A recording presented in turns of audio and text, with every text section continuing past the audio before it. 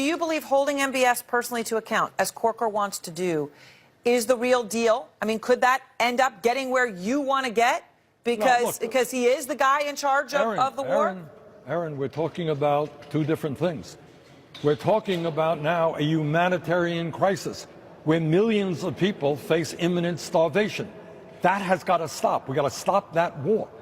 In addition to that, obviously, I agree with Senator Corker that the Crown Prince is responsible for the murder of Khashoggi, and he has got to be held accountable.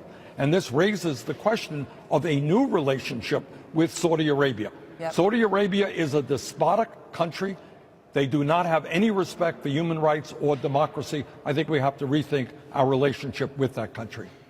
You know, President Trump was just asked by Reuters if his vow, to your point, right, to stand with Saudi Arabia means that he is standing with the person in charge, who's in charge of this war, the Crown Prince. And he says, quote, "It certainly does. He's the leader of Saudi Arabia. They've been a very good ally." That's just the latest, of course, Senator, in the president's full-throated, constant defense of MBS, the Crown Prince, who, of course, the CIA concluded directed that foul murder. I hate the cover-up, and I will tell you this, the Crown Prince hates it more than I do. I spoke with the Crown Prince yesterday, and he strongly said that he had nothing to do with this. It sounded to me like maybe these could have been rogue killers.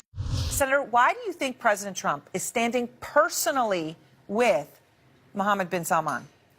Well, it's hard to say exactly, but I think for a start, President Trump is, in my view, not a great fan of democracy.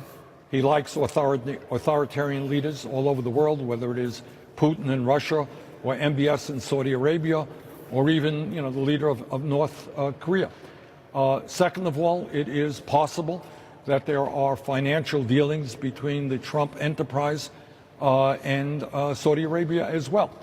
But the bottom line is, this country, which has stood for democracy and human rights throughout our existence, should not be partnering with somebody who murdered a dissident in cold blood and is now leading an effort in Yemen, which is causing mass starvation and the worst humanitarian disaster on earth. Senator, when you think about what's happening here, the horrors that are happening, it's not just the president who's supporting the man in charge there. New York Times is reporting that Jared Kushner is also personally involved, right? I mean, we know he has a personal relationship with the Crown Prince, but now he's had conversations after Khashoggi's murder about, quote, how to weather the storm. That's literally the words that are being used. Totally on his team. Does Congress need to investigate Kushner's relationship with MBS? Well, I think that the new House of Representatives, democratically controlled, will be probably taking a very hard look at the Trump family's relationship with Saudi Arabia.